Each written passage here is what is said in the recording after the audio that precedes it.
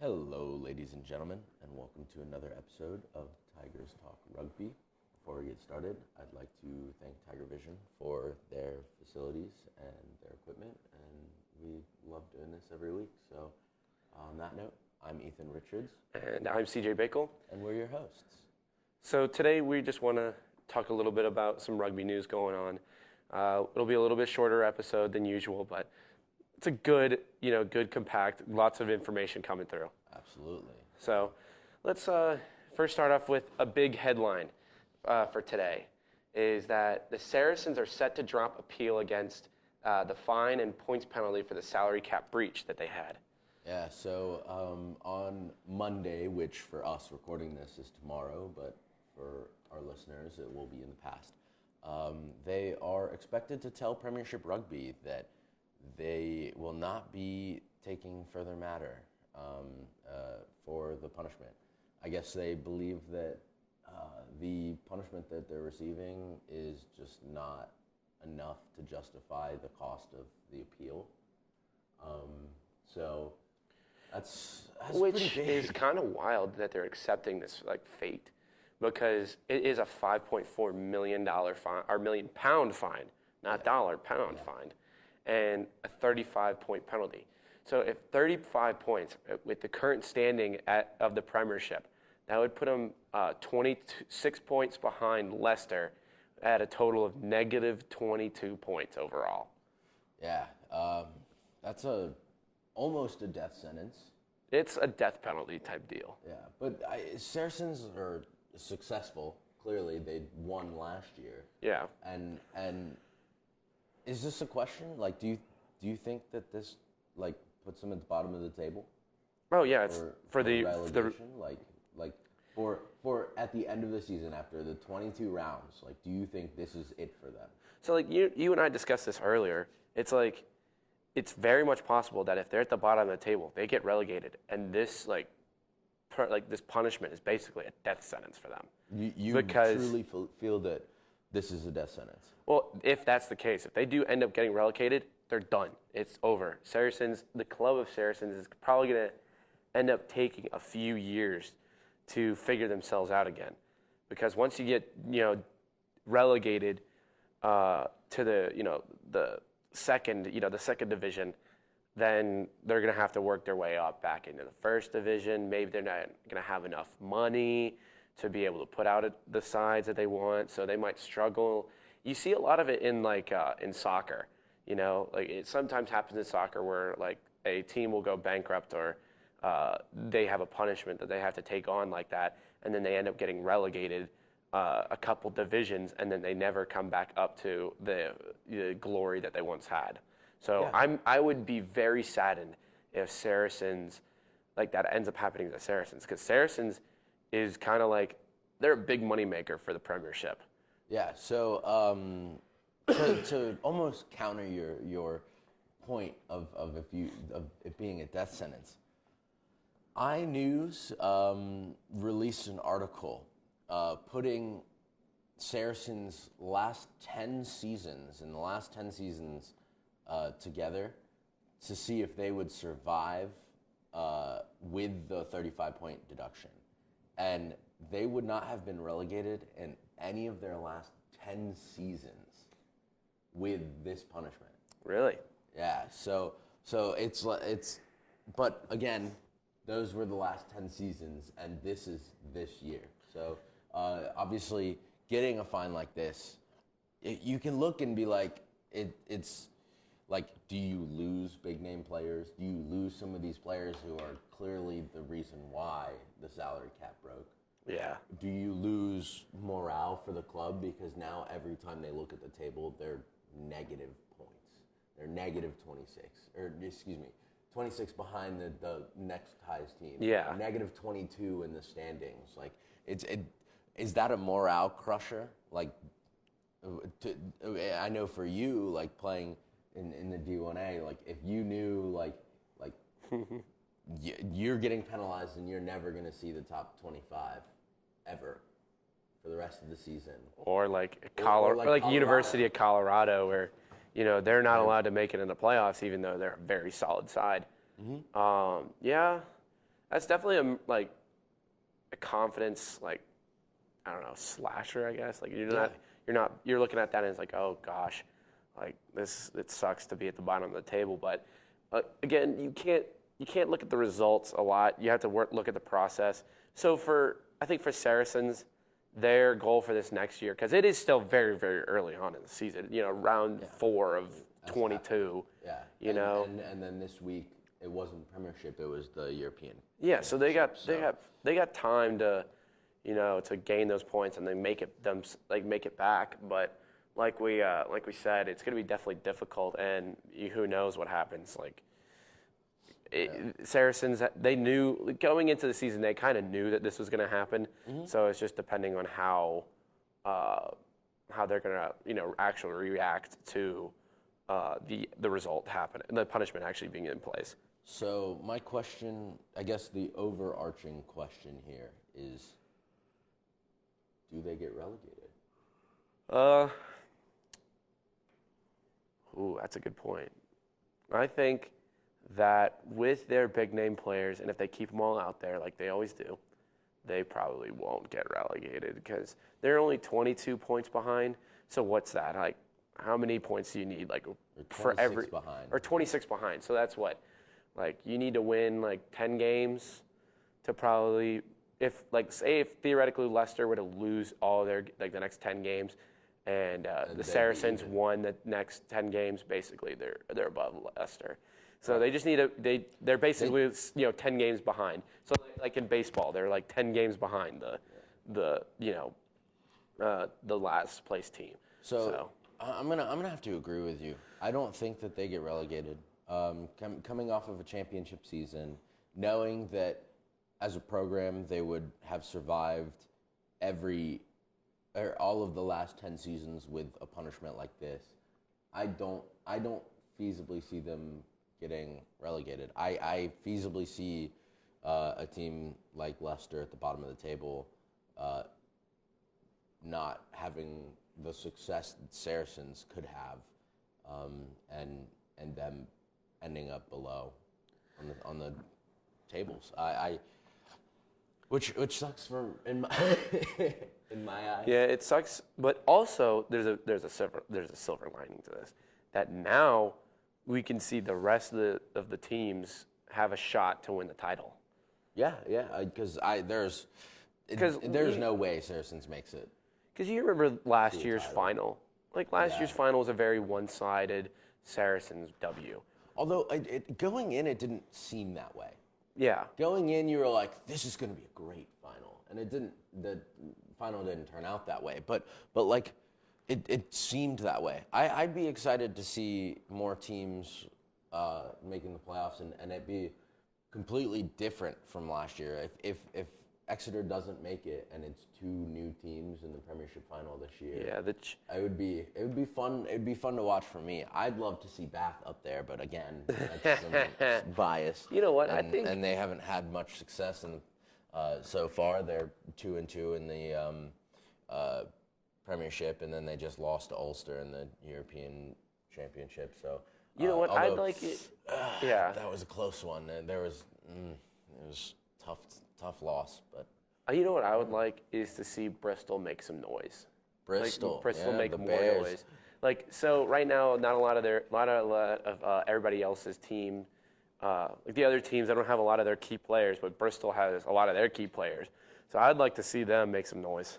Yeah, like right now, I mean, they're tied at the top of the table with Northampton. So feasibly, that would be a good way. Or that would be a good choice at this point in the season to expect to go all the way. But nice. I don't know. Who was the team that was promoted this last year? Gosh, that's a good question.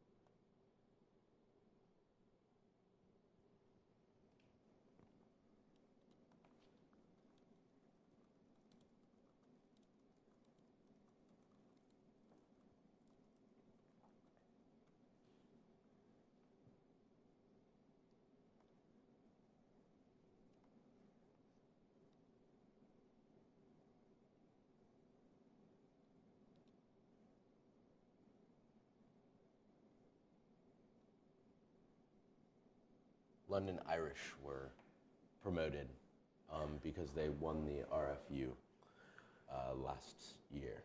Yeah, so, last season. and I mean, they're doing like kind of well right now too. They're, towards the bottom of the pack, but that would be a lot of fun to see them do pretty well too. Being a first side or a first time, in the. Yeah, I mean they sit as a 2-2 team, but it's a question of how many of those extra points they can get in there. Whether a loss is within 7 or they can score the four tries in the game. That's really the question for them is can they put the points on? But I would like it to have them stay, with the new Saracens thing, and then maybe like a different relegation battle happening at the bottom, having them like stay in the league or stay in the Premiership for another year would probably be beneficial for their club. So yeah, it'd be good. All in all, the Premiership is fixing to be very good this season. Yeah, it's still relatively even, and I really enjoy the balancing of the Premiership with like the European Championship and whatnot. And seeing some of the teams that play in the Premiership also like how they match up against other leagues. Yeah. So what's our next news headline? Well, our next news headline, which moves more to the international level, Eddie Jones admitted that he made 2 mistakes, or he feels that he made 2 mistakes when selecting the roster for the finals. His first selection. Hello. He's regretting a little bit. Yeah. I mean, I feel like you always will when you lose in a World Cup final. You'll always have some regrets, or you'll look back on it and either try to grow from it or revel in your mistakes. And hopefully he's trying to grow from it. But so his first mistake that he feels that he made was starting Mako Vunipola over Joe Marler at Loosehead. All right. So, what do you think of that? How are you? What is your perspective? So I could see where he might have wanted him to be in there just because it's like he's a stronger guy, or not like a stronger guy, but like a more sturdier loose head prop versus Mako, because Mako is all technique, Marler's all brawl type deal. It seems like that. So having him there would probably be pretty good to be able to compete with the size and physicality of the South African scrums. So I could see where he could be with that. I could see that. But like at the same time, Marler has a very short temper, I guess. He's very well known for, getting a yellow card for stupid things or, getting sent off for this, that, and the other. So in such a physical match, maybe a little bit of the aggression would have came out and there would have been a yellow card or a red card, which would have put basically England, no way of winning. But I could see where he's going at. The reason why I don't agree a lot with it, though, is because he's saying, like, it's, he wants a sturdier pack. I think they didn't need to play to South Africa, be aggression on aggression, physicality on physicality, because they're not going to win that physicality battle. So they're putting, having Mako, who's pretty good technique-wise, I think that might have been. My attitude for it is I feel if you had put Joe Marler on the field those first 5-10 minutes after the quick early try, that intensity would have survived much longer and much harder because he's the kind of player who feeds off of it. And so when you make a strong early 5 minutes, he's the player who provides intimidation and intensity for the team. Yeah, and he kind of feeds off it himself too. Yeah, and so obviously if you make changes in the roster, like the game would start completely differently. But would it though? Like in that case, like I don't see that outcome being impossible with the change in your loose head. The second change I could see absolutely making a difference on that, but we're still talking about Joe Marler being in. So what do you think? Like, Joe Marler must be thinking, hearing that from Eddie Jones, being like, "Are you saying that I should have started?" Like, or like even Mako Vunipola, does he like think, or Vunipola, does he like think that Eddie Jones doesn't trust him enough? I think, yeah, I definitely, for Joe Marler, Like, what do you think the psychology of that is? More positive in his Oh yeah, eyes. it's definitely positive for And Joe, he's but he's like, you're dang right. But like, to me, my question would be like, Mako Vunipola, he hears this and he's like, he like, clearly he knows he's one of the best players in the world. yeah. And so does Joe Marler. I don't think Mako looks at this like, oh, I'm a worse prop than Joe Marler. It's more of a, oh, I don't match the style of rugby we should have had entering. I didn't provide the style of rugby that we should have had entering the World Cup final. And to me, that like, I feel like he's smart enough, strong enough, sturdy enough to come to that conclusion that he should be at. I obviously there's probably some like disappointment, but hearing that, and it must hurt, but I'm sure he can come through from a statement like that, because coaches are coaches. They pick what they feel is the best side, hopefully, and if it doesn't work out, obviously it doesn't work out, and something should be different, and I'm sure he can find a way to respect that. So our second change, Or his second change. the second change that we're going to talk about, happens in the midfield attack in the backs with the centers and fly halves. So Yeah, this Guardian article says that Eddie Jones ruse not reverting to the Farrell, Tuliangi, Slade midfield. right, so if he had gone Farrell, Tuliangi, and Slade, I think the attack in the midfield would have been way more intimidating in face-to-face contact and face-to-face ball skills. Like, I think it would have made a different statement. Because to me, those three are much harder attackers and much more intimidating attackers than when you have Ford Farrell at your 10-12. The Ford Farrell, Tuliangi. Yeah, which like, not to say that it's not as good, it's just good in different aspects. And I think, but the accumulation of these changes, to me, seems like he wanted to be more aggressive at the beginning of the game. Tried to prolong the need for tactical play, like tactical slowdowns and tactical kicking. He wanted to be more intense, in your face, ball handling, passes, offloads, that style of rugby with harder runners and harder crash lines, to try to put South Africa more on the back foot earlier. And that's what I see out of that change as well. Because as soon as Ford comes off of the bench, clearly you see a more tactical, slower England game. And so, to me, that is so much better against a team like South Africa in the second half, when you've already brought more intensity, aggressive, close game than right off the bat when you give them that opportunity. Eddie Jones did say that he wishes he kept that three, because against Australia and New Zealand they had a lot of Well, they changed it for New Zealand. But for Australia they absolutely dominated them. Yeah, and like I said, the first 20 minutes of that Australia game was extremely in-your-face aggressive.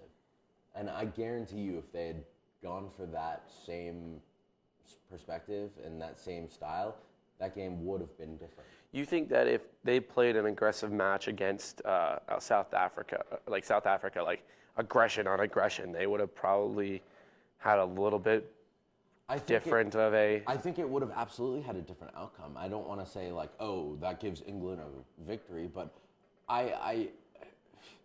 it sends a message, a mental message when you're like, oh, we're willing to match you up in the aggressive game.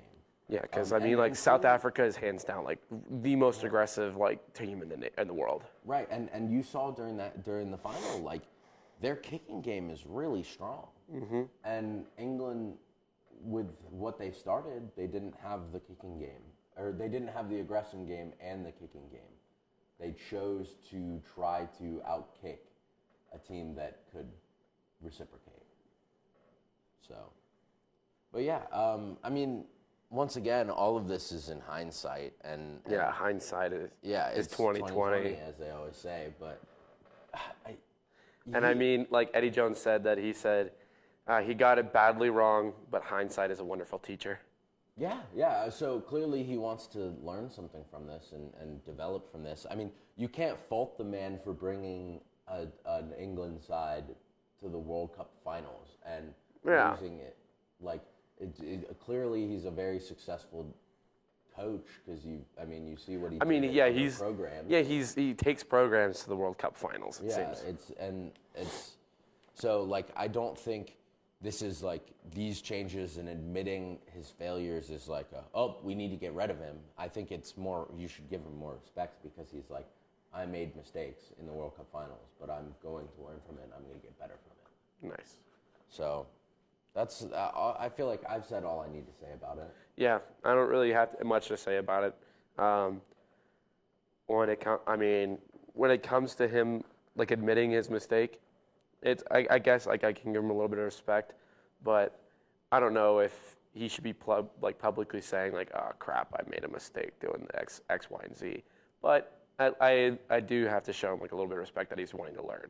Mm-hmm. So anyway, so what is the next news article that we have for us? The last piece of news that we have is about Nigel Owens, one of the most famous sirs in the game of rugby. He's backing a Gus Scott populist law change that Gus Scott had proposed, which involves substitution changes to the game of rugby. Yeah, this is a really radical potential law change. So currently in the game of rugby, you have 8 substitutions that you have. Yes. And the Gus Scott law is proposing that they take it down to 3. Right.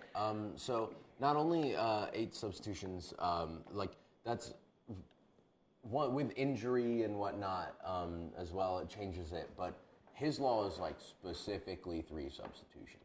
Yeah, which is again radical. That's amazing. That's right. I don't know how this is supposed to help the game. So how Nigel Owens ties into this conversation is he has always been a fan of changing the substitution laws. Now, he doesn't necessarily believe that 3 substitutions is the number that it should be. He is more on the lines of like 4 or 5, but he does feel that making substitution changes and even adjusting them to be specifically for injury or halftime substitutions would be more beneficial if that's looked at. And really changing how the substitutions are used. So I really don't agree with this law whatsoever, this law proposal, because like you and I are both kind of very harp on player safety. Oh, absolutely. Again, eight substitutions allows for tactical changes. Again, it gives you a lot of wiggle room if there's a lot of injuries.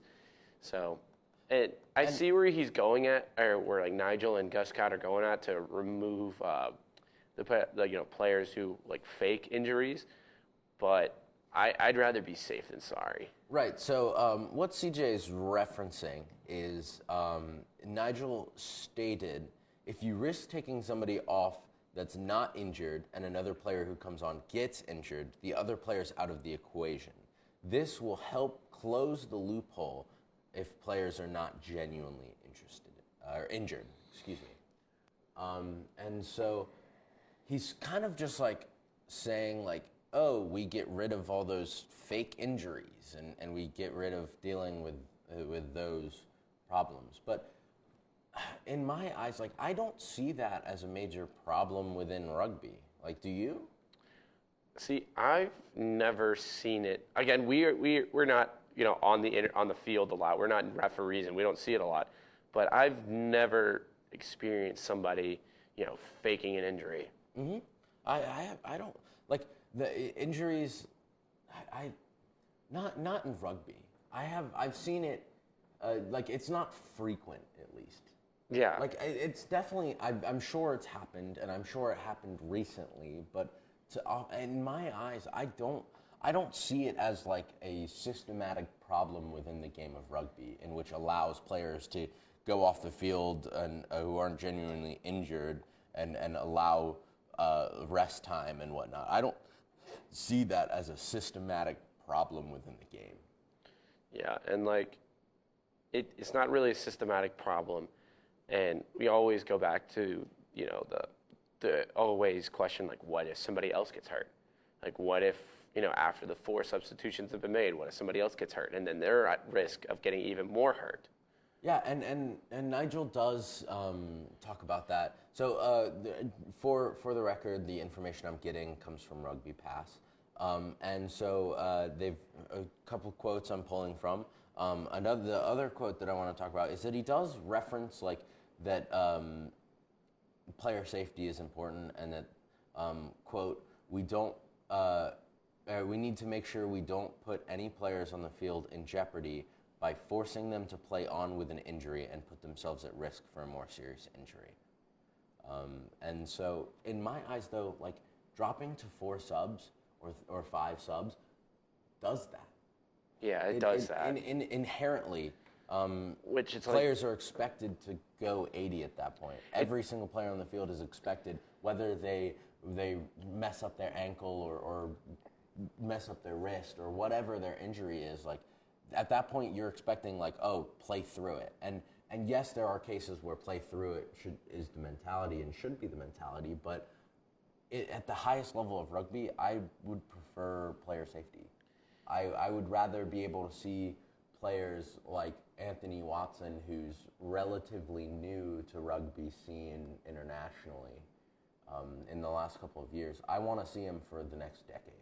Yeah, and I want to see him be able to perform at the high level for the next decade. Yeah, like we said, like we discussed this a little bit before the show. It's like, if you're having a front row go, like, a front row player go 80 minutes basically every game with this new law, that in the long term, they're not going to be able, like, their careers are going to be shortened. Right. So, like, it's like, would you rather have your front row play 60 minutes, but play like a quality 60 minutes week in, week out, and then go 12 years or 12 or 13 years of play? Or would you have them, play 80 minutes maybe every game, and then they go 8 years? It's like, you're not getting as much out of your players as you want. Yeah, and the only thing that I can see that would keep the elongated player quality to lengthen the career, keep their career. Would be is if you're balancing multiple players playing full 80s at those heavy contact, like harsher body positions. Yeah. So you're gonna be like, instead of having Mako Vunipola and Joe Marler sub for each other, you're gonna have, hey, you're gonna play 80 this game, he's gonna play 80 the next, and y'all are gonna have to rotate. Which it sucks. Yeah, I don't know in a world ever a player's like, oh, I'll sit out for this game. Like, I know when I was able to play the game, I wanted to be on the field.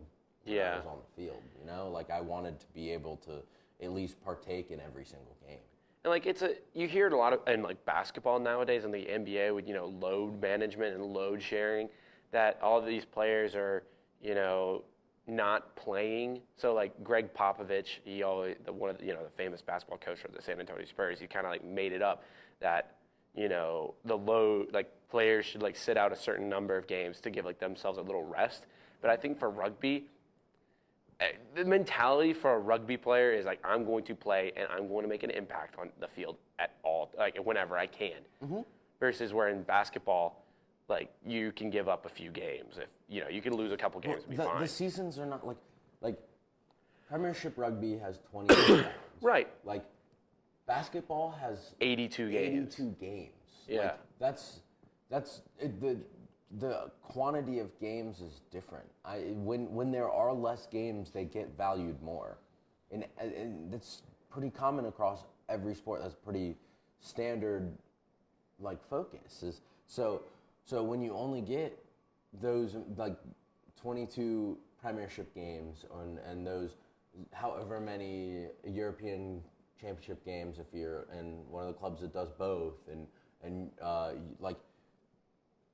You're getting games week in and week out, but the value of them is different because you're in different leagues. And when you play at the international level, like there's only so many England games that a player like Joe Marler gets to play in a year. So yeah, it just seems kind of like this law just seems counterintuitive. Yeah. Like because if you're like we're like discussing, it's like from this to a little bit more large scale, it seems very counterintuitive. Right. And so I want to hear what your attitude is as fans and as the game and as our audience. Like, we'd love to know what your perspective is on the quantity of substitutions and if a change is needed. And also share us, like tag us, anything, any news stories that you guys see, because we'll definitely talk about them on like a future episode. And we'll give you a little shout out too. So that'll be a lot of fun. So like even if you just share us that, like the new Sonny Bill Williams news, like just, just share it with us and we'll talk about it on a future episode. For sure. So once again, thank you, Tiger Vision, for letting us use your facilities. And we love doing this week in, week out. Yeah, it's fantastic. So I'm Ethan Richards. I'm CJ Bickle. And this was another episode of Tigers Talk Rugby. And go please watch some rugby this weekend, folks. There's a lot of good stuff going on. Go watch some rugby.